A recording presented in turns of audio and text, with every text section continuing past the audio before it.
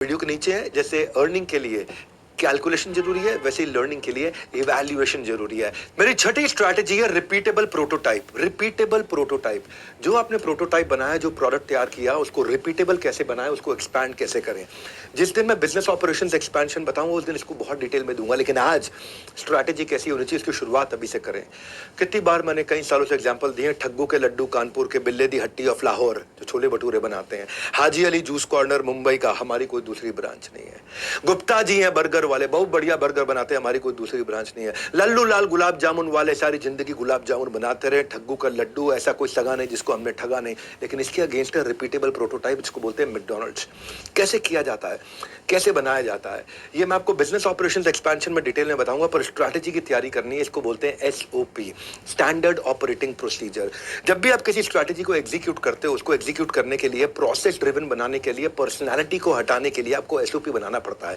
Standard operating procedure क्या होता है, इसका फायदा क्या होता है, इससे बिजनेस स्केल होता है, एफिशिएंसी आती है, क्वालिटी आती है, यूनिफॉर्मिटी आती है। एक जैसी चीज बना पाते हैं आपके गल्ले पे बैठे बिना।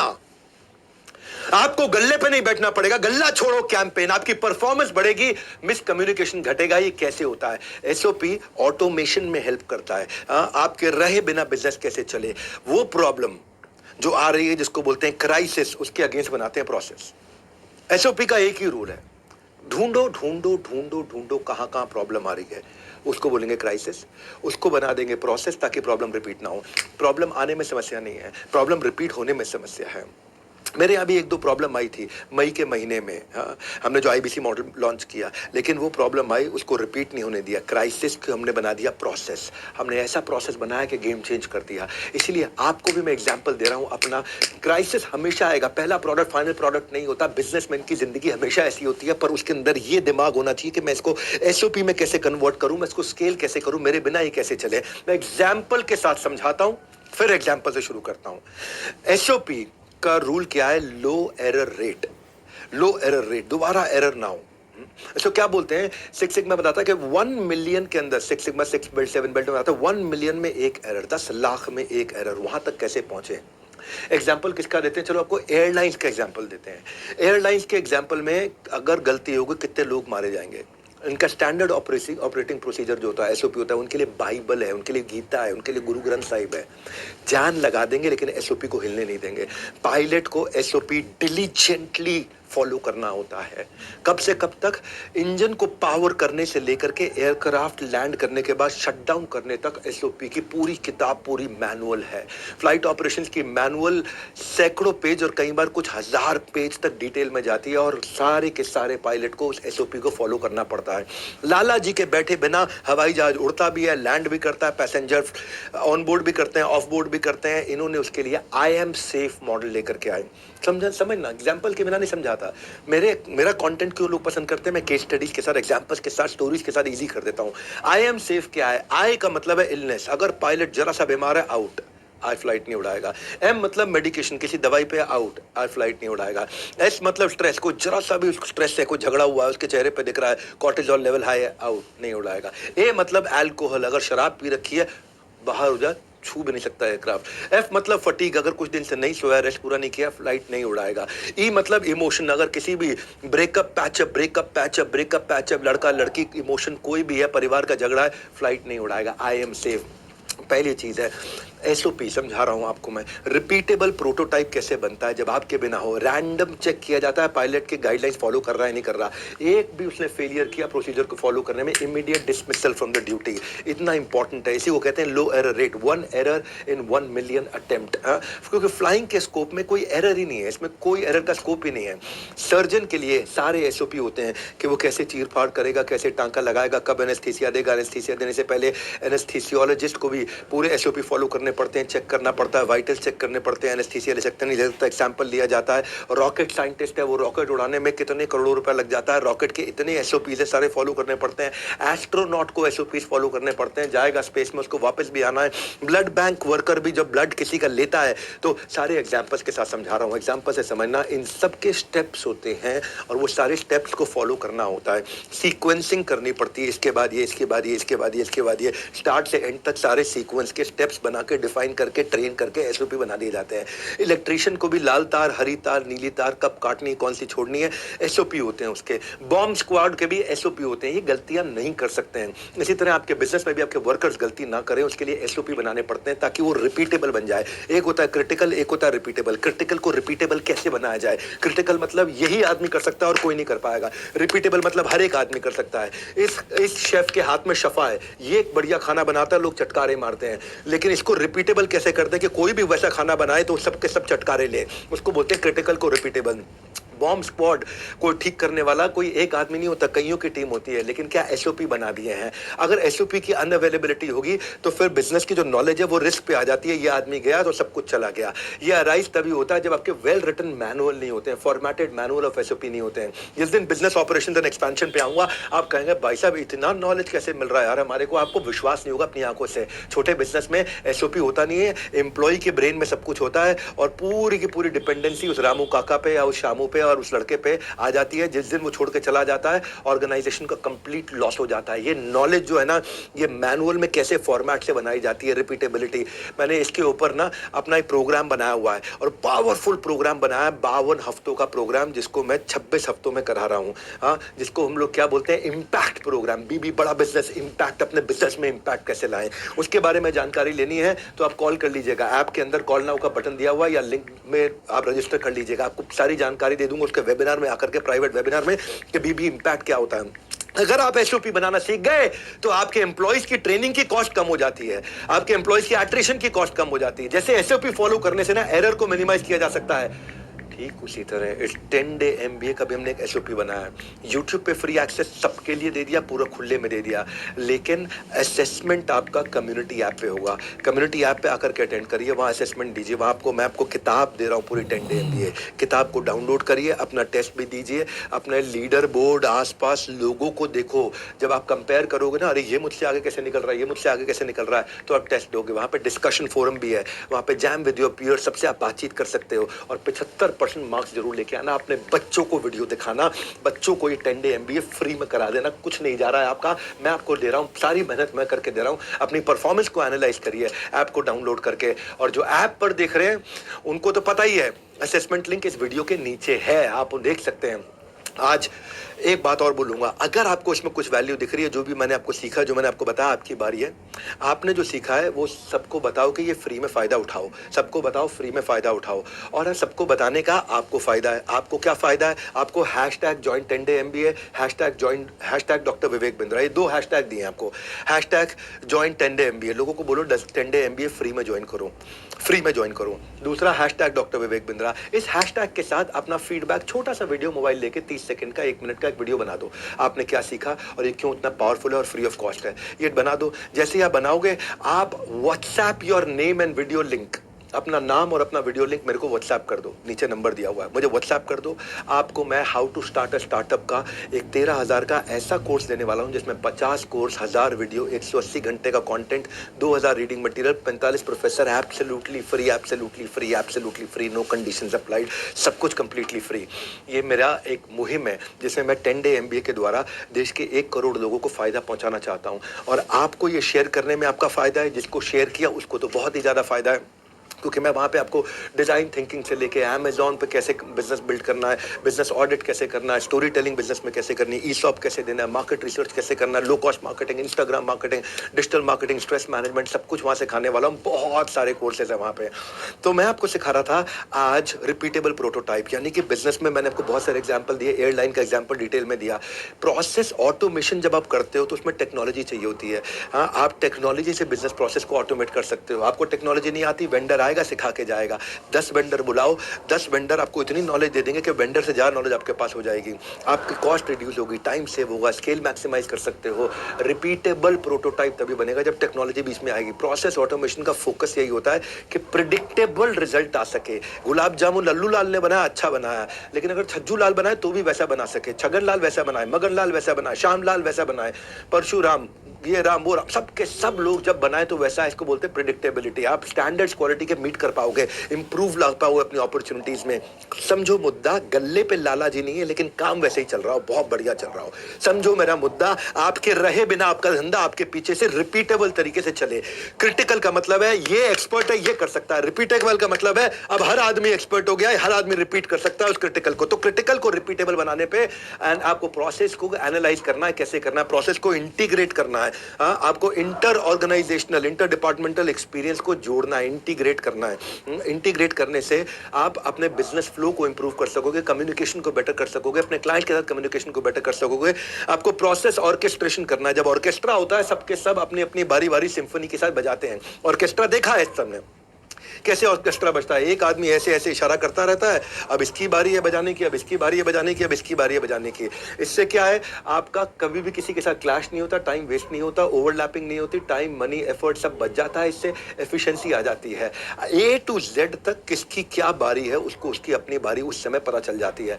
ब्रेनस्टॉर्म करते हैं आप अपनी सारी एक्टिविटीज के साथ, सीक्वेंस कर देते हैं काम में। जब बर्गर बनता है ना, वहां पे जाकर के क्या बोलते हैं, मैकडॉनल्ड्स में सबको पता है इसको बन लगाना है, इसको टिक्की लगानी है, इसको मेयोनेज़ लगानी है, इसको लेट्यूस लगाना है, इसको पैक करना है, इसको रैप करना है, इसको आगे पकड़ाना है, इसको बिल लेना है। तो ये क्या किया हुआ है, सीक्वेंस किया हुआ है मैन पावर को, ए टू जेड पूरे के पूरे प्रोसेस, ऑर्केस्ट्रेशन, प्रोसेस इंटीग्रेशन और प्रोसेस इंप्रूवमेंट। इसके बारे में मैंने आपको बताया एसओपी में। मैं आपको एग्जांपल देता हूं। एक होता है राशि मैट्रिक्स। इतने एग्जाम्पल के साथ देता हूं ना सबसे, इसीलिए कंटेंट मेरा इजी होता है, थ्योरी नहीं लगता है बिल्कुल भी। हाँ, राशि मैट्रिक्स क्या होता है? राशि का मतलब होता है रिस्पॉन्सिबल, अकाउंटेबल, कंसल्टेड, इन्फॉर्म्ड। क्या मतलब होता है राशि मैट्रिक्स का? मान लो एक होटल है, होटल का एग्जांपल लेते हैं। होटल में कमरे क्लीन करने होते हैं, आप जाते हो, पीछे से आपका कमरा एकदम चकाचक क्लीन मिलता है।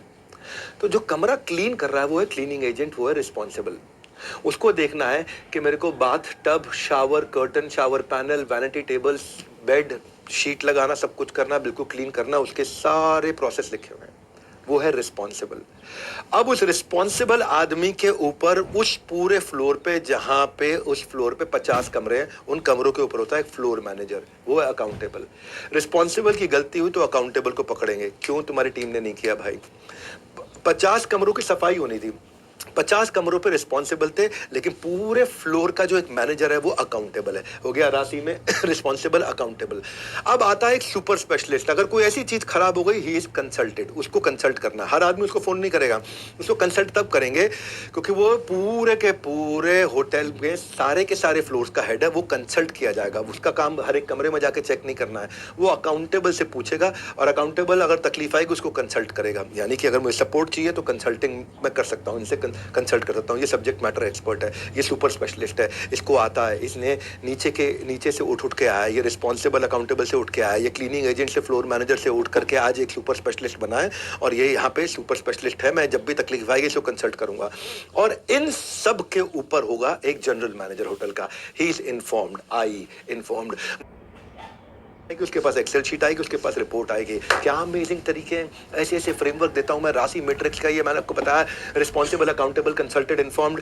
एक आदमी साफ कर रहा है, एक आदमी पूरे फ्लोर को चेक कर रहा है, एक आदमी जब कहीं तकलीफ में आ जाए सुपर स्पेशलिस्ट को कंसल्ट करना, और एक आदमी को केवल इन्फॉर्म्ड रहना है। तो आप लाला जी हैं, आप खाली इन्फॉर्म्ड होने चाहिए, आप हर काम में नहीं घुसेंगे। अगर आप गले में घुस गए, आप हर काम में घुस गए, तो आप धंधा एक्सपैंड कैसे करेंगे? इतने अमेजिंग अमेजिंग चीजें बता रहा हूं आपको। तुलसीदास हो या गौतम बुद्ध हो या रामायण लिखने वाले महर्षि वाल्मीकि हो, एक मोमेंट ने उनकी लाइफ बदल दी। सिर्फ एक मोमेंट ने लाइफ का कोई भी एक लेसन, 10 डे एमबीए का कोई भी एक लेसन आपकी पूरी लाइफ चेंज कर सकता है और गेम उड़ा सकता है। मैं 10 डे एमबीए में हर दिन हर जन्म की लर्निंग देने वाला हूं। 10 दिनों में 10 जन्मों की लर्निंग दूंगा, गलती से भी मिस मत करना।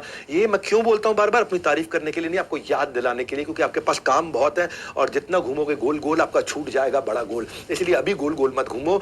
कोई भी एक दिन मिस किया तो जिंदगी कई बार पीछे छूट सकती है। मैं अब चलता हूं और तेजी से आगे। मेरी 7वीं strategy, advantage of advantages. Powerful अध्याय है। अलग अलग प्रकार की एडवांटेज होती हैं जो आपको आगे लेके जाती है। आपकी स्ट्रैटेजी में आपको डिसाइड करना है, चाहे वो एब्सोल्यूट एडवांटेज हो, कॉस्ट एडवांटेज हो, इकोनॉमिक एडवांटेज हो, इंफॉर्मेशन हो, रिलेटिव एडवांटेज हो। मैं एक्सप्लेन करता हूं। सप्लायर्स एडवांटेज हो, इकोनॉमीज ऑफ डेंसिटी हो, एक एक करके समझते हैं। बहुत काम की चीज है, इजी भाषा में समझाऊंगा, बहुत आसान कर दूंगा। इकोनॉमीज ऑफ स्केल, ये वो कॉस्ट एडवांटेज है जो एक एंटरप्राइज ऑर्गेनाइजेशन को स्केल बड़ा करने पे मिलती है। Cost per unit, cost per unit का मतलब क्या है? ये एक पानी की बोतल है। इस पानी की बोतल को अगर मैं केवल 100 बनाऊंगा, ये पानी की बोतल, तो हो सकता है 1000 रुपए की पड़े। 1000 बनाऊंगा तो हो सकता है 200 रुपए की पड़े। 10,000 बनाऊंगा तो हो सकता है 100 रुपए की पड़े। 1 लाख बनाऊंगा हो सकता है 50 रुपए की पड़े। लेकिन 10 लाख बनाऊंगा तो हो सकता है 10 रुपए की पड़े। तो जब बहुत बड़ा स्केल होता है तो उसे बोलते हैं इकोनॉमीज ऑफ स्केल, यानी कि कॉस्ट पर यूनिट नीचे हो जाती है। इकोनॉमीज ऑफ स्केल इंडिकेट करता है कि फर्म अब एफिशिएंट हो गई और बड़ी हो गई है। ये फर्म की प्रोडक्टिविटी और एफिशिएंसी को दिखाता है। इकोनॉमीज ऑफ स्केल बढ़ कैसे सकता है, ये सवाल आएगा मन में, कैसे बढ़ेगा ये? या तो टेक्नोलॉजी से बढ़ सकता है, या बड़ी स्पेशलाइज लेबर लेकर के आ जाओ तो इकोनॉमीज ऑफ स्केल आ सकता है, या बल्क में बाइंग की पावर आ जाए आपके पास तो कॉस्ट कम हो जाएगी, इकोनॉमीज ऑफ स्केल आ सकता है। या अगर बेटर फाइनेंशियल मैनेजमेंट हो आपका, आपके पास में डेट ना हो, बिल्कुल भी इंटरेस्ट कवरेज रेशियो ना हो, तो हो सकता है। या आपका नेटवर्क बहुत बड़ा हो बेचने वाला, तो आप फिर खुद बना के या किसी से बनवा के बेच सकते हैं। इकोनॉमीज ऑफ स्केल बहुत जबरदस्त। इकोनॉमी ऑफ स्केल के बहुत एग्जाम्पल हैं। मैं एक एग्जाम्पल देता हूँ इकोनॉमी ऑफ स्केल का। मान लो आपने एक वीडियो गेम बनाई। अब वीडियो गेम को बनाने की एक बार कॉस्ट आई, एक बार कॉस्ट आई। अब उसके बाद जितनी मर्जी कॉपीज बना दो तो cost per one game that you made अपने आप डिक्रीज हो जाएगी, है ना? क्योंकि वन टाइम कॉस्ट जो आपने बनाई, मान लो आपने 10,000 रुपए में एक वीडियो गेम बनाई। अब जितनी उसकी कॉपी बनाते जाओगे वो 10,000 रुपए की एक की कॉस्ट अपने आप कम हो जाएगी। 2 कॉपी बनाई तो वो आपकी 5,000 रुपए की पड़ गई। आपने 4 कॉपी बनाई तो वो 2,500 रुपए की पड़ गई। आपने 10 कॉपी बनाई तो वो 1,000 रुपए की पड़ गई। ऐसे ही अगर आपने 1 लाख कॉपी बनाई तो उसकी कॉस्ट कितनी कम हो गई। इस तरह आप इकोनॉमीज ऑफ स्केल ला सकते हो। इकोनॉमीज ऑफ स्केल लाने के बहुत तरीके हैं। आप रिटेन रहना तभी रिटर्न पाओगे, मिस कर दोगे रिग्रेट कर दोगे। जैसे 3 दिन ध्यान दिया वैसे ही आगे 7 दिन भी आपको साथ में रहना है। अगला समझाता हूँ, इकोनॉमीज ऑफ स्कोप। स्केल तो आपको पता है अलग तरीके से। स्कोप क्या होता है? जब एक कंपनी उन्हीं रिसोर्सेज को इस्तेमाल करके मल्टीपल चीज बना लेती है तो उसमें उन्हीं कॉमन रिसोर्सेज के कारण वो आइटम बनाने की कॉस्ट घट गई है। एग्जांपल से समझो आप, आपकी इकोनॉमीज ऑफ स्कोप जो है, यूनिट कॉस्ट ऐसे कम हो जाएगी जब आप वैरायटी बनाने लगते हो, क्योंकि आपकी इनपुट और joint utilisation of input same है। हाँ, जैसे मान लो ये इंपॉर्टेंट होता है कि जब आप कॉम्बिनेशन के प्रोडक्ट बना सको। एक जूता बनाने वाले का एग्जांपल ले लेते हैं। एक कंपनी जूता बनाती है आदमी का और वुमेन का, स्नीकर बनाता है, स्नीकर जूता। लेकिन अगर वहीं पे ही वो बच्चों का भी स्नीकर बनाना शुरू कर दे, वो आदमी का और औरत का बना रहा था, बच्चों का भी स्नीकर बनाना शुरू कर दे, तो क्या होगा? वो उसी इक्विपमेंट पे बना रहा है तो नया इक्विपमेंट लेने की कॉस्ट घटी। उसी सप्लाई से लेकर के आ रहा है तो नया सप्लाई लाने में जो कॉस्ट आती है लॉजिस्टिक्स की, किराए की, वो घट गई। उसी स्टोरेज में डाल रहा है तो स्टोरेज आपका ऑप्टिमाइज हो गया। वही वाला डिस्ट्रीब्यूशन चैनल वो जूता बेच रहा है, यानी कि वही डिस्ट्रीब्यूटर और रिटेलर अब ये वाला जूता भी ले रहा है, तो आप नया लाइन ऑफ प्रोडक्ट। तो इससे क्या हो गया? आप you reduce the cost of production on all the goods. तो आपका जो आदमी और औरत का था ना, उस पे भी कॉस्ट घट जाएगी बनाने में, कि जब आप बच्चे का बना रहे हो, और बच्चे की भी घट जाएगी जब आप बच्चे का बना रहे हो। हाँ, तो इसको क्या बोला? Economies of scope. जैसे मैकडॉनल्ड्स है। अब मैकडॉनल्ड्स का एग्जांपल समझो। अगर मैकडॉनल्ड बर्गर बनाने के लिए अलग आउटलेट्स रखता और फ्रेंच फ्राइज बनाने के लिए अलग आउटलेट रखता, तो पर बर्गर और पर फ्रेंच फ्राइज उसकी कॉस्ट बढ़ जाती, क्योंकि वहां पे रेंटल, वहां पे मैन पावर, वहां पे बिजली, वहां पे सप्लाईज, वहां का लॉजिस्टिक्स, वो सारी अलग अलग लानी पड़ती। पर यहाँ पे रेंटल, बिजली, सप्लाई, स्टोरेज, प्रिपरेशन फैसिलिटी, ये फूड स्टोरेज की फैसिलिटी, ये सारी की सारी सेम है। उसी सेम से आप 2 आइटम बना रहे हो, तो इससे क्या हुआ? मैकडॉनल्ड्स की अपने आप 2 सेपरेट फर्म की जगह एक ही फर्म के अंदर अपने आप कॉस्ट घट गई। बहुत सारे तरीके हैं, इसको बोलते हैं एडवांटेज। और एडवांटेज ऑफ अलग अलग टाइप ऑफ एडवांटेजेस। एक होता है इकोनॉमीज ऑफ लर्निंग। अगर आपकी इंडिविजुअल टीम की स्किल बहुत ज्यादा, जैसे चाइना है, चाइना इकोनॉमीज ऑफ लर्निंग पे खेलता है। वहां की मैन पावर की जो स्किल रेशियो है, वहां की मैन पावर की स्किल रेशियो हमारे मुकाबले में 1:8 है। अगर हमारा आदमी 1 आइटम प्रोड्यूस करता है, उनका आदमी 8 आइटम प्रोड्यूस करता है। इसको बोलते हैं इकोनॉमीज ऑफ लर्निंग। वहां पे स्किल सेट बहुत अच्छा है। एक होता है इकोनॉमीज ऑफ प्रोसेस। किसी ने अगर प्रोसेस बहुत अच्छे बना दिए, जैसे मैंने आपको प्रोसेस में डॉक्टर लाल पाथ का एग्जाम्पल दिया, प्रोसेस इतने तेज बना दिए, इतने बढ़िया बना दिए। लेगो का एग्जांपल दिया था। तो प्रोसेस इनोवेशन या एडवांस मशीन्स लेकर के अगर आप आते हो, तो फिर आपका इकोनॉमीज ऑफ प्रोसेस आता है, आपकी कॉस्ट पर यूनिट घट जाती है। ऐसी होता है इकोनॉमीज ऑफ डिजाइन। अगर आपने डिजाइन के अंदर कॉम्पिटेंस हासिल कर दी और उस डिजाइन को आप कॉपी मार सकते हो, जैसे मान्यवर मोहे है।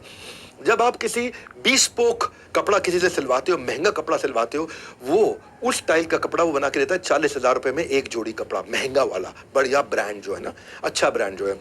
लेकिन एक होता है बिल्कुल लोकल, लेकिन क्या किया डिजाइन अच्छा करके कस्टमाइज मास कस्टमाइजेशन के साथ डिजाइन से मान्यवर मोहे उसी क्वालिटी की चीज 8,000 रुपए में दे रहा है जो बाजार में 40,000 रुपए की मिल रही है। Standardisation of design and component, ये भी एक बहुत बड़ा एडवांटेज होता है। फिर होता है कि इनपुट कॉस्ट, अगर किसी प्रकार से आपके पास लोकेशन बहुत अच्छी है या लो कॉस्ट इनपुट पीछे से लेकर के आ रहे हो या नॉन यूनियनाइज लेबर है तो लेबर आपको सस्ती मिल रही है या पीछे जिससे सामान ले रहे हो उससे बार्गेन करने की ताकत है आपके पास में, तो आपकी इनपुट कॉस्ट कम हो गई, वो भी बहुत बड़ी एडवांटेज है। एक होता है capacity utilisation, fast and flexible capacity adjustment. इसमें ट्रकिंग क्यूब का एग्जांपल मैं आपको दूंगा। ट्रकिंग क्यूब का एग्जांपल कौन लेके आया? Agarwal packers and movers. Agarwal packer mover के पहले पूरी लॉरी 40 फुट की, उसमें 20 फुट का सामान जाता था, तो उसने क्या किया क्यूब डाल डाल करके बीच में 10 फुट इसका सामान भी ले जाओ, 10 फुट इसका भी ले जाओ और 20 इसका जा ही रहा था। तो उसने क्या किया, वो एक लॉरी में 3 कस्टमर संभाल लिए, एक का 20 फुट, एक का 10 फुट, एक का 10 फुट, छोटे छोटे कंटेनर डाल करके उसने क्या किया कैपेसिटी यूटिलाइज कर लिया।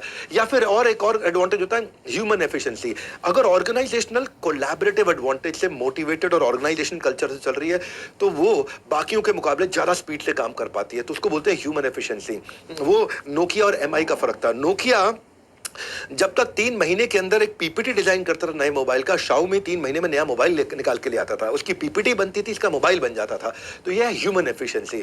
तो एक कंट्री का भी एग्जांपल ले लेते, कोई जैसे कोई कंट्री ऐसी है कि वो बेरीज $5 पर बैग में बना रही है, उसके पास एडवांटेज है उस कंट्री के मुकाबले जो वही बेरीज $8 पर बैग में बना रही है। तो ये कौन सी एडवांटेज पे आप काम कर सकते हो, मैं अलग अलग तरीके से बता रहा हूँ। एब्सोल्यूट एडवांटेज होती है। एब्सोल्यूट एडवांटेज क्या है? जब आप प्रोड्यूस करते हो goods at lower cost than any other individual. जैसे मैंने थायरो केयर का, अग्रवाल पैकर मूवर का, आपको मैकडॉनल्ड्स का एग्जांपल दिया। तो फॉर एग्जांपल इंडिया के पास एब्सोल्यूट एडवांटेज क्या है? कॉल सेंटर का। तो पूरा यूएस जो है कॉल सेंटर इंडिया से रन कर रहा है, वियतनाम से रन कर रहा है। क्यों रन कर रहा है? क्योंकि फिलीपीन से रन कर रहा है। उनको पता है यहाँ पे उनको सस्ती मैन पावर मिल रही है, तो यहाँ पे एब्सोल्यूट एडवांटेज है of running call centre for American and Europeans, क्योंकि यहाँ पे लेबर और एबंडेंट फोर्स है। हर एक के पास एक अपनी एडवांटेज हो सकती है। आपको देखो प्रश्न ये है, आज स्ट्रैटेजी का वेबिनार है, यहाँ अभी कहाँ हूँ, जाना कहाँ है, कैसे जाओगे, तो ये तरीके हैं कैसे जाओगे, कौन सी एडवांटेज पे आप जाओगे।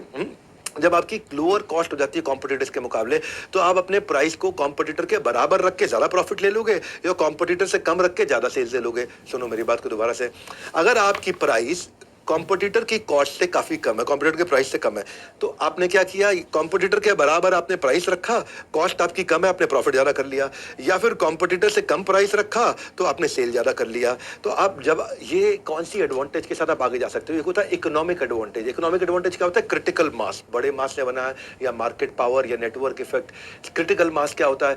जब आप एफिशिएंसी से ज्यादा बना सकते हो। मार्केट पावर क्या है? जब आप मार्केट को अफेक्ट कर सकते हो अपने प्राइस से। नेटवर्क इफेक्ट क्या है? जब आपके पास डिस्ट्रीब्यूशन नेटवर्क बहुत बड़ा है। फिर होता है एक इंफॉर्मेशन एडवांटेज, कोई ऐसी इंफॉर्मेशन है जो केवल आपके पास है, वो किसी के पास नहीं है। कोई ऐसी सीक्रेट नॉलेज है, कोई ऐसी यूनिक नॉलेज है, कोई ऐसी टैक्टिकल नॉलेज है जो आपको कॉम्पिटिटिव सुपीरियोरिटी दे देती है बाकियों के मुकाबले, जिसका फुल पोटेंशियल पे इस्तेमाल करते हो और आगे बढ़ जाते हो। इसको बोलते हैं इंफॉर्मेशन एडवांटेज। हाँ, फिर एक होता है रिलेटिव एडवांटेज। रिलेटिव एडवांटेज होता है आपके ब्रांड वैल्यू का, आपके ब्रांड डिस्क्रीट चॉइस कॉन्जॉइंट, कि भाई शेल्फ ऑफ टेक। भाई अगर आपके पास में यहाँ 10 कोल्ड ड्रिंक पड़ी हैं, आप हाथ खोलते ही फ्रिज से सबसे पहले कौन सी निकालती हो? Coca Cola. आपके पास 10 नमक पड़े हैं, कौन सा उठाते हो? टाटा का नमक। 10 लाइफ इंश्योरेंस कंपनी कौन सी उठाते हो? LIC।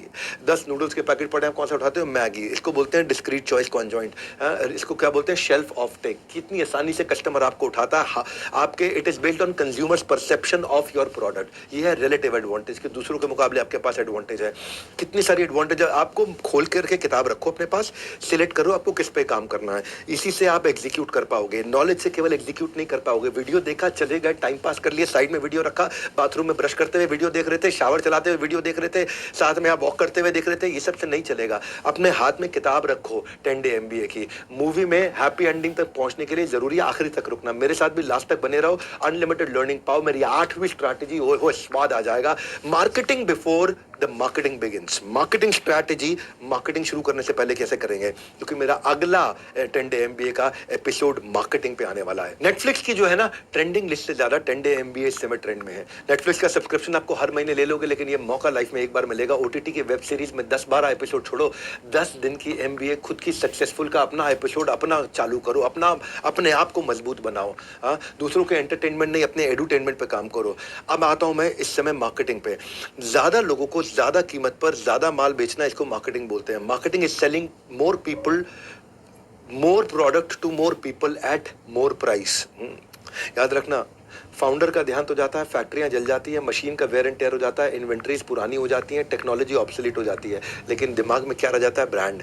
और कंज्यूमर का एस्पिरेशन होना चाहिए ब्रांड का कम्युनिकेशन। कंज्यूमर कैसे सोचता है वैसे मैं कम्युनिकेट करूंगा, कंज्यूमर की सोच कैसे है वैसे कम्युनिकेट करूंगा। अगले मार्केटिंग के एपिसोड का मैं एक ट्रेलर यहाँ दे रहा हूँ, कंज्यूमर कैसे सोचता है वो मेरी कम्युनिकेशन होना चाहिए। पेप्सी, हर घूंट में स्वैग है, इसका कैंपेन बहुत चला, हर घूंट में स्वैग है, कम ऑन, हर घूंट में स्वैग है, हर घूंट में स्वैग है। कैजुअल कपड़े कॉलेज में बैन हो गए थे, कैप टी शर्ट जीन्स नहीं चलती थी, प्रिंसिपल आए वहां पे, लेकिन उसने पूरा ड्रामा कर दिया, सारे बच्चों के सामने हीरो बन गया। और ड्रामा क्या किया, ऐसा डब्लू बना दिया, हर घूंट में स्वैग है।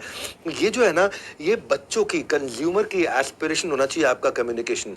क्लब जा रहे थे दिशा पाटनी, और दिशा पाटनी क्लब जा रहे थे, टाइगर श्रॉफ ने जब देखा कि नहीं जा पाए तो बादशाह वहां पे कुकिंग कर रहा था, उसको उल्टा बनाया, हर रॉन्ग को राइट बना दे, ऑसम का टैग है, हर घूंट में स्वैग है, हर रॉन्ग को राइट बना दे। यही यूथ करना चाहता है, ये उसका कम्युनिकेशन है, ये उसकी एस्पिरेशन है, और वो कम्युनिकेशन होना चाहिए। हाँ, हर रॉन्ग को राइट बना दे, ऑसम का टैग है, हर घूंट में स्वैग है, कम ऑन, हर घूंट में स्वैग है, हर घूंट में स्वैग है। यूथ की कम्युनिटी का जो एस्पिरेशन है वो पेप्सी ने अचीव करा रहा है अपनी टारगेटेड एड को, कॉलेज गोइंग यंगस्टर्स को, जिनके पास पैसा नहीं है, डिजायर है इंप्रेस करने के लिए, फन लविंग, उनको कैजुअल रिलेशनशिप चाहिए, एनर्जी हाई है, 12 से 22 साल की उम्र के हैं, तो हर रॉन्ग को कैसे राइट बना दे, कम्युनिकेट किया कंज्यूमर की लैंग्वेज में। Brand is the sum total of how someone perceives you. Marketing reinforce करता है वो स्वैग से, स्वैग, हाँ स्वैग, हर घूंट में स्वैग है। एंगेज कस्टमर ही आपकी मार्केटिंग स्ट्रैटेजी है। ऐसे ही मैं इसका उदाहरण देता हूं, collaborate with community. Content is fire but community is gasoline. Community उस बात को फैलाती है।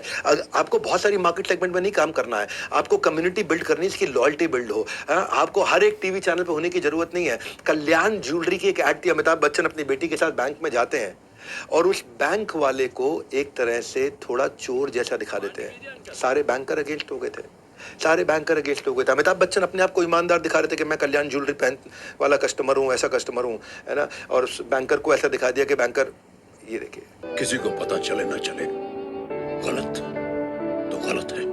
इससे असर पड़ता है कि आप कैसे कम्युनिटी को साथ में लेके चलना बहुत जरूरी है, चाहे वो टीचर्स की, बिजनेस की, डॉक्टर्स की, लॉयर्स की, फूड लवर की, सीनियर सिटीजन की, गांव वालों की, बाइसेक्सुअल की, वर्किंग वुमेन की, उनके जेंडर, कास्ट, एटीट्यूड, इंटरेस्ट के हिसाब से होता है। जैन समाज हो, चाहे बैंक इंश्योरेंस एजेंट हो, मीडिया, आर्मी, स्टॉक ब्रोकर, कितनी तरह की कम्युनिटी, टेम्पल एसोसिएशन की होती है, क्लब, कॉलेज, यूनिवर्सिटी की होती है, एशियन अफ्रीकन ट्रेडर्स की होती है, जजेस की होती है, लॉयर्स की होती है। फिर focus everywhere, that means you are not focusing anywhere. तो अपनी कम्युनिटी को समझना है। 10 डे MBA के स्प्रे में कंटेंट है, फॉग तो सिर्फ चलता है, अपना कंटेंट दौड़ता है। मैं अगला उदाहरण देता हूं, शादी.com। जब यंग लड़का लड़की होते हैं और जिनकी शादी नहीं होती है तो उनके मन में चल रहा होता है मेरे सपनों का राजकुमार कैसा होगा। हर एक के मन में ये अनसर्टेनिटी रहती है शादी से पहले के दिन जो होते हैं ना, 2 4 5 साल, हाँ, होती है अनसर्टेनिटी, मेरी पत्नी कैसी होगी, मेरा पति कैसा होगा, मेरे सपनों का वो राजकुमार है, मुझे तेरा इंतजार। कौन होगा? एक्टर होगा, क्रिकेटर होगा, सीए होगा। अनमैरिड यूथ की जो कम्युनिटी है वो शायद ये होगा, शायद वो होगा, शायद ऐसा होगा, शायद वैसा होगा। उसको कंज्यूमर की एस्पिरेशन होनी चाहिए आपकी कम्युनिकेशन। तो अनसर्टेनिटी, कॉम्प्लेक्सिटी को शादी.com ने दूर किया, शायद से निकालकर शादी.com। क्या बोला? शायद.com से शादी.com, ये कम्युनिकेट किया उन्होंने। शायद.com से निकलिए और शादी.com पे आइए। मार्केट सेगमेंट जो है ना, मार्केटर को पर्सनलाइज करने में मदद करता है। तो जब आप मार्केटिंग का मेरा अगला एपिसोड देखेंगे आपको मजा आ जाएगा। Selling to everyone and China syndrome. Selling सस्ता या सेलिंग टू एवरीवन, दोनों चीजें गलत है। Finding right parking space inside your customers mind. उसके माइंड के अंदर अपने आप को इतना पार्क कर दो, ऐसा पार्क कर दो कि वो किसी और के बारे में सोच ही ना पाए। सब आपके कस्टमर नहीं है। स्टार्टअप की सक्सेस तब होती है जब आप कस्टमर की आंखों से देखते हो। मेरी स्पीड बहुत ज्यादा है, मैं बहुत सारा वर्ड पर मिनट लेता हूं और कोशिश करता हूं 1.5 घंटा बोलूं, उससे ज्यादा बोलता हूं, क्योंकि मैं आपको वैल्यू क्रिएट करके देना चाहता हूं। अब यही देखो ना, यही किया शादी.com ने। 25 साल से 35 साल के लोग होते हैं जिनको शादी करनी होती है, और उनके बीच में जो अनसर्टेनिटी होती है उसको खत्म किया शायद.com से शादी.com। People buy for emotional reasons, not for the logical reason. Consumer persona को पकड़ा है। मैं अगला उदाहरण ले रहा हूं टाइटन रागा वॉचेस का। टाइटन रागा वॉचेस ये कौन पहनती है? वो यंग लड़कियां पहनती हैं। अब यंग लड़की जो ऑफिस में काम करती है उसकी जिंदगी कैसी होती है, हाँ, उसकी जिंदगी, उसकी एस्पिरेशन कैसी होती है, वहां से कैसे कम्युनिकेट करूं। तो कहानी क्या थी? रजत की थी। रजत किरण के प्रमोशन के बारे में बात करता है। किरण recommended by रजत। किरण जो है रजत की टीम के स्टार हैं, यंग है, फ्रेशर है, किरण हर प्रोजेक्ट में है, किरण हमेशा रजत के साथ है, किरण और रजत मिल मिलकर जबरदस्त टीम होती है, तो वो कहता है किरण का प्रमोशन होना चाहिए, किरण का प्रमोशन होना चाहिए।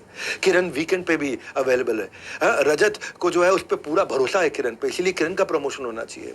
किरण का सबसे पहले ऑफिस आना होता है, किरण का सबसे आखिरी में ऑफिस जाना होता है।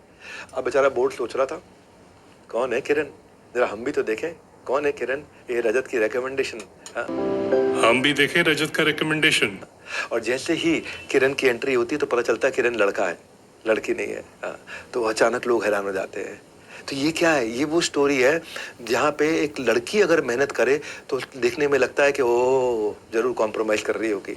वर्किंग वुमेन की कम्युनिटी के वर्क प्लेस के जो प्रॉब्लम्स हैं, चैलेंजेस हैं, उनको आइडेंटिफाई किया और मिड रेंज रिस्ट वॉचेस लेकर के आए जो कि इंडिपेंडेंट, कॉन्फिडेंट, ब्यूटीफुल लगने में उसको मदद करे। Change the way you look at the women success, she is unstoppable, ये बोला टाइटन रागा ने, she is unstoppable. Make the customer hero of your story. उन्होंने किरण का नाम लेकर के लड़की को हीरो बना दिया। उनकी क्या कहानी है, उनकी स्टोरी क्या है, क्या रिलेशनशिप है। रिलेशनशिप ट्रस्ट पे होता है और ट्रस्ट से रेवेन्यू आता है। तो क्या था टाइटन रागा, एक लड़की जिसकी 28 साल से 40 साल उम्र हो, जो कि प्रोफेशनल हो, एवरेज मिडिल क्लास की हो, इंडिपेंडेंट हो, सिक्योर रहना चाहती हो, अच्छा दिखना चाहती हो, स्टेबल जॉब हो, अच्छी सैलरी करती हो और लड़कों के साथ में मेल डोमिनेंट वर्ल्ड में इंडिया में डील करना चाहती है। और सक्सेस को उसकी जज किया जाता है कि उसने कोई ना कोई फेवरेटिज्म या कॉम्प्रोमाइज पे काम किया होगा। उसको कॉन्फिडेंट और ब्यूटीफुल फील कराना, ये कम्युनिकेशन था। कस्टमर की एस्पिरेशन से आपका कम्युनिकेशन, ये है मार्केटिंग। अगर कस्टमर आपके बारे में बात करता है तो मल्टीप्लायर इंपैक्ट होता है। और बिजनेस में मल्टीप्लायर इंपैक्ट लाने के लिए मैं प्रोडक्ट लेकर के आया हूँ, बीबी इंपैक्ट। इसकी बात बाद में बताऊंगा। इतने फ्रेमवर्क लेकर के आया हूँ ना, बीबी इंपैक्ट, और कुछ नहीं, सिंपल आउटकम देता हूँ मैं आपको। फ्रेमवर्क जिनको एग्जीक्यूट करके एंटरप्रेन्योर जिसने अपना बिजनेस बनाया, 52 framework, 52 live question answer, 26 live sessions. इसके अलावा आपके बिजनेस के ग्रोथ के लिए 1-to-1 बीबी कोच आज डॉक्टर विवेक बिंद्रा। इसके बारे में आपको जानना है तो एक फ्री वेबिनार है 7:30 बजे, उसके बारे में आप अटेंड कर सकते हैं। लेकिन अगर आप इस समय ऐप पे हैं और बीबी इंपैक्ट के बारे में जानना चाहते हैं तो कॉल नाउ का बटन है, कॉल नाउ पे इंफॉर्मेशन ले लीजिएगा बीबी इंपैक्ट के बारे में, कॉल नाउ पे बात करिएगा भी। अब मैं लेकिन अगली केस स्टडी पे चलता हूं, मुझे कंटेंट देने की का काम करना है इस समय। All out mosquito repellent machine की जब मैंने एक ऐड देखी, कितना अच्छा मैसेज मेरे को मिला। ऑल आउट कौन खरीदता है घर में? दादी खरीदती है, दादा खरीदता है, पोता खरीदता है, पति खरीदता है, बेटी खरीदती है? नहीं, बहू खरीदती है। उन्होंने बहू को हीरोइन बनाया। कंज्यूमर की एस्पिरेशन से आपका कम्युनिकेशन, बहू को हीरो बनाया। बहू कई बार घर में क्रिटिसाइज की जाती है जॉइंट फैमिली के अंदर। एक बहू ने बच्चे को बेचारे को खाना नहीं दिया, उसको थोड़ा गुस्सा किया, तो सास क्या बोली, के जरूरत थी छोरे को इतना गुस्सा करने की जरा सी बात पे? ऐसा भी क्या कर दिया इसने, 10 रुपए तो लिए हैं। क्या जरूरत थी छोरे से इतना गुस्सा करने की?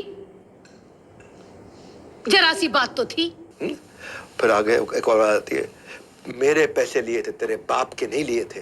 मेरे पैसे लिए थे इसने, तेरे बाप के नहीं। बहू की बेइज्जती हो रही थी, उस बहू को हीरो बनाना था, उस डॉटर इन लॉ के घर को हीरो बनाना था, जो कौन क्या खरीदती है, ऑल आउट खरीदती है, जो ऑल आउट खरीदती है। क्या बोली साथ, छोटे घर की है ना, तेरी माँ ने तुझे कुछ सिखाया नहीं? छोटे घर की है ना, तेरी माँ ने कुछ तुझे सिखाया नहीं है? वो बेचारी कितनी उदास हो गई, कितनी उदास हो गई। तब वहां पे ससुर जी सपोर्ट में आते हैं, फादर इन लॉ। इसने 10 रुपए लिए ना है, चुराए हैं। इसने 10 रुपए लिए ना हैं, चुराए हैं। हाउसवाइफ की कम्युनिटी को, उनकी प्रॉब्लम्स को आइडेंटिफाई किया, उसको हीरोइन बना दिया। When you stand by a tough mom, you are actually protecting the next generation from getting spoiled. Persona बना दिया, मिनी बायोग्राफी बना दी उस बहू की जो ऑल आउट खरीदने आएगी, डिटेल डिस्क्रिप्शन बना दिया उसका जो ऑल आउट खरीदने आएगी। कंज्यूमर की एस्पिरेशन से मार्केट का मैसेज आता है, वहां से आता है आपका कम्युनिकेशन। मेरी 5वीं कहानी है सीग्रेम्स के ऊपर। सीग्रेम्स ऐसी एड्स बनाता है जिसमें वो सीग्रेम शराब की बात ही नहीं करता है, जिसमें वो लिकर की बात ही नहीं करेगा। कंज्यूमर प्रोफाइल क्या है सीग्रेम्स के लिए?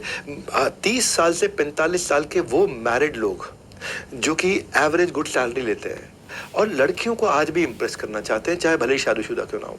वो स्मार्ट और क्लासी दिखना चाहते हैं। वो कई बार वाइफ को इग्नोर करना चाहते हैं, अपने दोस्तों के साथ वीकेंड एंजॉय करना चाहते हैं। इस प्रोफाइल के लोग अपने फ्रेंड्स के साथ पार्टी करना चाहते हैं। वाइफ का अगर ट्रिप मिस हो जाए और वाइफ अगर ट्रैवल पे जाने वाली थी, कैंसिल हो जाए, तो बेचारे बहुत दुखी हो जाते हैं। क्या होता है देखिए इस एड को। अरे अमित कैसा है यार?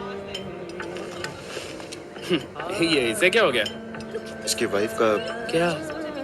ऑफिशियल टूर 1 हफ्ते का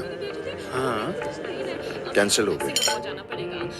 Men will be men. Seagram's Imperial Blue Super Hits music series. Generally लोग इस प्रोफाइल के अगर पत्नी की आउटिंग, पत्नी से बच के निकलने का तरीका निकल गया, छूट गया, तो वो दुखी हो जाते हैं। देखिए ये जो है ना, आप आइडेंटिफाई करो आपका स्पेसिफिक एंड यूजर जो आपका डिसीजन मेकर है। हाँ, कंपटीशन पे फोकस मत करो, राइट कंज्यूमर पे फोकस करो। जितना डिस्टिंक्ट विजुअल होगा उतना गेम चेंज होगा। Make it simple, make it memorable, make it inviting. There is only one boss, the customer. वो सबको फायर कर सकता है, कस्टमर को कैसे ध्यान में रखना है। और आप भी सुन लो भैया, ये किताब डाउनलोड करना बार बार रिमाइंड करा रहा हूँ, बड़ा बिजनेस कम्युनिटी ऐप में डिस्क्रिप्शन है, वहाँ पे ऐप डाउनलोड करके किताब देना और वहीं पे आपको सर्टिफिकेट मिलेगा। 75% नंबर लेके आने हैं। ऐलान कर दो, पापा को भी बोलो, अपने बच्चों को भी बोलो, 75% स्कोर लेकर के आओ तब, और इसको कंप्लीट करके दिखाओ। टेस्ट दो, यहाँ पे बड़ा सिंपल सा टेस्ट है, फटाफट से इस टेस्ट को जरूर ले लेना, टेस्ट को जरूर अपीयर कर लेना। आप यूजर्स को एक बार फिर बता रहा हूँ, आपको अपनी किताब को डाउनलोड करके रखो, प्रिंट निकाल के रखो। असेसमेंट देने का लिंक है वीडियो के ठीक नीचे है। मैं आपको छठी कहानी दे रहा हूँ Hyundai की। Hyundai कोरियन कार कंपनी है। इंडिया में उसकी एक्सेप्टेबिलिटी नहीं आ रही थी, बीच में उसको पाकिस्तान के साथ रिलेट किया गया, एकदम पोजिशनिंग बदल दी। इंडियन मार्केट में स्पेस बनानी थी, मैसेज जो इंडियन सेंटिमेंट के साथ रेजोनेट करे, पेट्रियोटिज्म के साथ रेजोनेट करे। और इंडिया में पेट्रियोटिज्म कहाँ आता है? India Pakistan match. इंडिया में पेट्रियोटिज्म कहाँ आता है? कारगिल युद्ध। इंडिया में पेट्रियोटिज्म कहाँ आता है? एयर स्ट्राइक पे, जब एयर स्ट्राइक हुआ था, एड भी वही रिवॉल्व करी इन्होंने। ऐसा Hyundai का प्राइड दिखाया सेंट्रो का कि एक न्यूली कमीशन्ड ऑफिसर बेचारा जा रहा था, लेट हो रहा था पहुंचने के लिए, कारगिल पहुंचने के लिए लेट हो रहा था, और एक सेंट्रो का ओनर वहीं से निकल रहा था। उसने देखा कि आर्मी का वो ऑफिसर देर हो रही है उसको पहुंचने में, उसको कारगिल फटाफट गाड़ी में बैठा के टाइम से छोड़ करके आया। Hyundai ने साइकोलॉजिकल डिफरेंशिएशन स्ट्रैटेजी का इस्तेमाल किया अपने लार्जेस्ट इंडियन सेगमेंट के लिए, मिडिल क्लास जिसके लिए पेट्रियोटिज्म सब कुछ। और क्या बोला? जो देश की ड्यूटी पे हो उसकी ड्यूटी सबसे पहले करनी चाहिए। भाई हमारा तो क्लियर है जी, जो देश की ड्यूटी पे जा रहा हो उसकी ड्यूटी सबसे पहले करो। Hyundai ने इस कैंपेन को लेकर के फेवरेटिज्म, अपना पेट्रियोटिज्म ला करके दिखाया, पाकिस्तान से अपने आप को डिसएसोसिएट करके दिखाया। People spend money where they feel good. Hyundai created a spirit of in its consumer, partner किया उनके साथ में उनकी लाइफ जर्नी से। जो देश की ड्यूटी पे हो उसकी ड्यूटी सबसे पहले करनी चाहिए। Get recognition, get goodwill, get trust in market. Marketing can change how people perceive your brand. Nazrana diamond jewellery, Nazrana diamond jewellery वहाँ पे लड़की वालों की इज्जत बचाने पे बड़ा अच्छा काम किया। ऐड था जहाँ पे लड़के वाले लड़की वालों को देखने आते हैं, और जो लड़की वालों की जो दादी है वो चाय कप से पीने की जगह सॉसर में ऐसा डाल करके ऐसे स्लर्प करके पीना शुरू कर देती है। बड़ी एम्बैरेसमेंट हो जाती है, बेचारी लड़की को भी एम्बैरेसमेंट होती है, लड़की के माँ बाप को भी होती है कि दादी कैसे चाय पी रही है। लेकिन उस डिस्कम्फर्ट, उस एम्बैरेसमेंट से बचाने के लिए जो सामने गेस्ट आए थे, लड़के वालों के माँ बाप आए थे, उन्होंने भी क्या किया, फटाफट से ऐसा डाला और उसी की तरह स्लर्प करना शुरू कर दिया। और फिर क्या बोला? हीरा देने वालों का दिल भी हीरे जैसा होता है। हीरा देने वालों का दिल भी हीरे जैसा होता है। बड़ा अच्छा गाना भी था इसके ऊपर। हीरा लख सवा लख दाए, हीरा चाहे लाख रुपए का चाहे सवा लाख रुपए का है, हाँ, पर दिया वाले दिया रब इज्जता रखदा है। नजराना ने ये दिखाया कि लड़की वालों को कैसे इज्जत रखी। तिया वाले दी, तिया मतलब ती मतलब लड़की। हीरा लाखों रुपए का हो, सवा लाख रुपए का हो, लेकिन लड़की वालों की रब इज्जत रखता है। और कस्टमर की परसेप्शन इज योर रियलिटी। 25 साल से 32 साल की लड़की जो मैरिजेबल एज में हो, अबव इनकम ग्रुप के अंदर हो, और parents in laws broad minded conscious हूँ, वहां पे बड़े अच्छे से अपने आप को पोजीशन किया। भाई लोगों, बिजनेस गोवा की ट्रिप की तरह प्लान बहुत लोग करते हैं, लेकिन गोवा के ट्रिप में, दुबई के ट्रिप में, थाईलैंड के ट्रिप में पहुंच सब नहीं पाते। किसी का पॉकेट अलाउ नहीं करता, किसी की प्लानिंग प्रॉपर नहीं होती। लेकिन मैं जो लेके आया हूँ पॉकेट फ्रेंडली नहीं लेकर के आया हूँ, मैं कंप्लीटली फ्री 10 MBA लेके आया हूँ। इस कोर्स का पैकेज पूरा कर लोगे लाइफ में, फिर पैकेज के चक्कर में भटकना नहीं पड़ेगा आपको। मेरी आज का आखिरी एग्जाम्पल मान्यवर मोहे। मान्यवर मोहे ना young middle aged modern men women पे फोकस करना चाहते थे। उनको जो एथनिक पहनना चाहते हैं, अच्छा लगना चाहते हैं, इंप्रेस करना चाहते हैं, ऑपोजिट जेंडर को इंप्रेस करना चाहते हैं, एनर्जेटिक, मॉडर्न, सक्सेसफुल, लाइकेबल, लेकिन कल्चर्ड भी दिखना चाहते हैं। मान्यवर मोहे कल्चर्ड भी दिखना चाहते हैं, इंडिपेंडेंट, देसी दिखना चाहते हैं, 20 साल से 30 साल के लोगों को देना चाहते थे। लेके किसको आए? विराट। विराट ने बड़े सीरियस टोन में एड में अनुष्का को बोला कि I will take care of you always, और अनुष्का ने भी बोला she will also do that. So Manyavar Mohe इस ट्रेडिशन को अलाइव करने के लिए, रीएस्टैब्लिश करने के लिए जब ब्रांड एम्बेसडर चुन रहे थे तो विराट अनुष्का को चुना, जानते हैं क्यों? क्योंकि रणवीर सिंह और दीपिका पादुकोण, अब रणवीर कपड़े ही उल्टे पुल्टे पहनता है, शादियां तो बड़ी फेमस शादियां ढूंढ रहे थे मान्यवर मोहे, तो रणवीर और दीपिका पादुकोण की शादी हुई थी, वो इतने उल्टे उल्टे कपड़े पहनता कि मान्यवर मोहे में शूट नहीं करता था। दूसरी शादी हुई निक जोनस की और प्रियंका चोपड़ा की। अब निक जोनस जो है गोरा है, अंग्रेज है, वो देसी कपड़ों में दिखेगा नहीं ठीक। तीसरी फेमस शादी हुई थी ईशा अंबानी आनंद पिरामिल की, आकाश और श्लोका अंबानी की। अब ये इतने बड़े हैं कि ये क्यों ऐड में आएंगे, ये तो मान्यवर मोहित खरीद ही लेंगे। तो बचे कौन? विराट कोहली और अनुष्का, और वो सेंसेशनल थे और इस ऐड के लिए बेस्ट थे। मेरी बात सुनो भाई लोग, don't tell me how good you make it, tell me how good it makes when I use it. People will spend money only when they feel good. Business has two functions, market and evolve. So either you evolve or you dissolve. मैं आपको evolve कराने आया हूँ। ये साल तो wrap up हो गया है, पर सिलेबस अभी बाकी है। न्यू ईयर में और नई लर्निंग्स देने वाला हूँ। 10 डे MBA फ्री भी है और फायदेमंद भी है। आप अपने मार्केटिंग कैंपेन को कैसे देखोगे को फेल हो गया है, ये मैं आपको दिखाऊंगा अगले एपिसोड के अंदर कि कैसे आपका मार्केटिंग कैंपेन सक्सेसफुल होगा या क्या फेल होगा, उसके प्रिंसिपल्स एक्सप्लेन करूंगा। बस एक बात याद रखना, ये फ्री कोर्स कंप्लीट कर लोगे तो बहुत सारे टेंशन से फ्री हो जाओगे। मैं अब इसके बाद आपको अगले हफ्ते guerrilla marketing, value add marketing, ambush marketing, social trust marketing, experiential reciprocation, बहुत सारी मार्केटिंग की चीजें देने वाला हूं। और 5वें दिन आपकी पर्सनालिटी को ट्रांसफॉर्म करूंगा, कम्युनिकेशन के लिए को ट्रांसफॉर्म करूंगा, ताकि आप बाजार में जाकर के बेच सको। पर आज जाने से पहले एक डिमांड आपसे करना चाहता हूँ, ये समाज सेवा के लिए आपको करना है। एक कोई सी भी लर्निंग जो आपने सीखी है, कोई सी भी लर्निंग आपने सीखी है, 1 मिनट मोबाइल का सेल्फी वीडियो बनाओ, 30 सेकंड का, 50 सेकंड का, 1 मिनट का या 10 सेकंड का या 20 सेकंड का, जो आप बिजनेस में इंप्लीमेंट करने वाले, जो आपको बहुत अच्छा लगा, वो वीडियो बनाओ और सोशल मीडिया पे, आप ट्विटर पे, इंस्टाग्राम पे, यूट्यूब पे पोस्ट कर दो। और उस पे हैशटैग डालना आपको join 10 day MBA, hashtag join 10 day MBA, hashtag doctor Vivek Bindra.